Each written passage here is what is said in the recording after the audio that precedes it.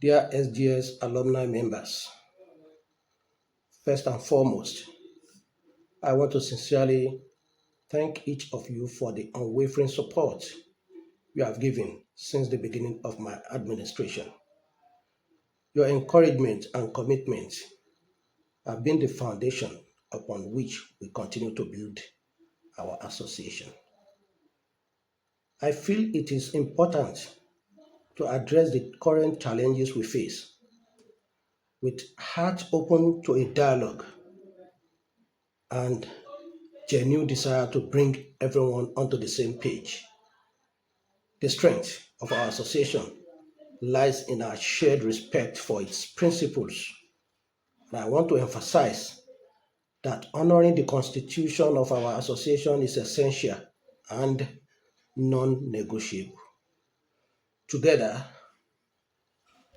with my dedicated executive committee members, we worked diligently to welcome the 88-89 setback into our fold in 2022.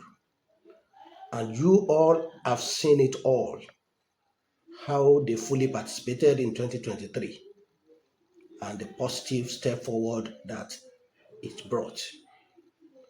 However, some questions remain about why they initially stayed away when we had been united. What happened? The 88-89 set went ahead to register the association with the CAC and formed a national executive. They believe this entitled them to leadership, asking our existing executive, including the president, to step down, claiming that they are the rightful owner of the association, having registered the association. This difference in perspective was the beginning of their absence. At the subsequent Congress, members agreed to register the association as the Shamsuddin Grammar School Alumni Association to avoid confusions with the old student association name registered by the other group, especially in the light of their legal threat. Of course, I'm not willing to go to court because of name or the nomenclature.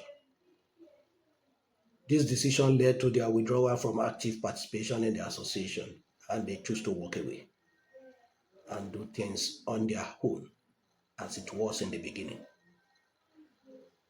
I recognize that some of us who have advocated for unity may not have been fully aware of these complexities. Request for leadership role and the establishment of a board of trustees outside the framework of our constitution further deepened misunderstanding. Many were clamoring that we should give them a role that was not stated in our constitution. Remember, I sworn to uphold the constitution of our association. Anything that will violate that oath is illegal, and I will not be part of such arrangement. So we declined. They requested that we should include them in the board of trustees. Our constitution is very clear on who should be member of board of trustees. Former presidents, current presidents, current general secretary. The constitution is there for you as a reference. So anything outside that is illegal, and it's a sheer disrespect to the constitution of the association, and I will never be part of that arrangement. Concerns about adherence to the constitution led to a vote of no confidence in the CWC during the August general meeting. We have seen in all the steps being taken by the former CWC that they have consistently violated the constitution we entrusted into their care. So the General Congress passed vote of no confidence on them. So an emergency General Assembly then ratified their dissolution and appointed a professional committee to take over the CWC's responsibility. Unfortunately, a few members of the dissolved CWC resisted this change, creating additional challenges. I have to establish all this such that everybody will understand that our perspective is not division. Our perspective is that any form of unifying process or steps to be taken should be recognized by our Constitution. So, in response to these difficulties, I initiated consultations and empowered the professional committee to consider amendment to our association's structure. The goal is very clear: to inclusively accommodate the 87, 88, 89 set, fostering a united and strong SGS alumni family. I kindly urge all members to support the provisional committee by offering constructive suggestions on how we can achieve this within the bounds of our Constitution. Any action to bring our brothers and sisters into our folds must be constitutional. We should not be seen undertaking illegal actions that are contrary to the dictates of our Constitution, just because of our emotional feelings that unity has to be achieved. I pledge to work closely with the professional committee to realize the unity we all desire. I ask every faction to join us in this effort, putting the interest of our association above all else. To anyone I may have inadvertently offended during these trying times, please accept my heartfelt apology.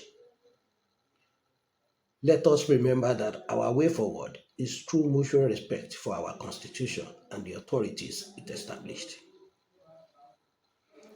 I might have stepped on toes.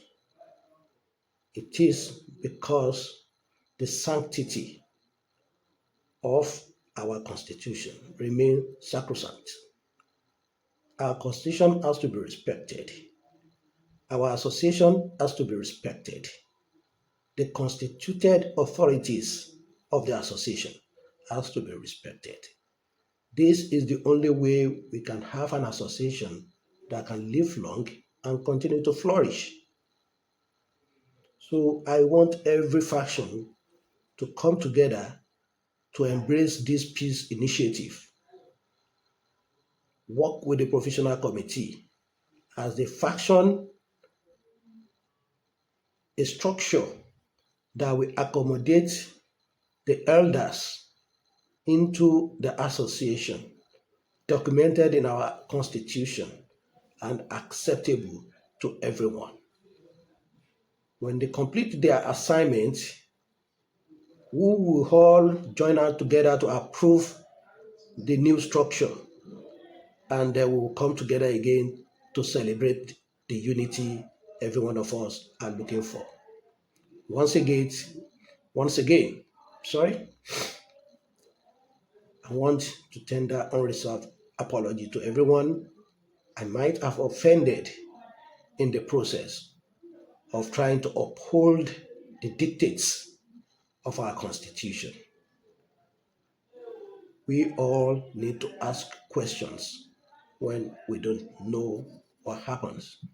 This is exactly what happened, and I promise you the much desired peace is on the way. Let us all embrace it. Long live the Shamsuddin Grammar School Alumni Association. Long live Shamsuddin Grammar School. Long live Ikorodu, Lagos State, Nigeria. Thank you all for your continued support and commitment. Have a good day.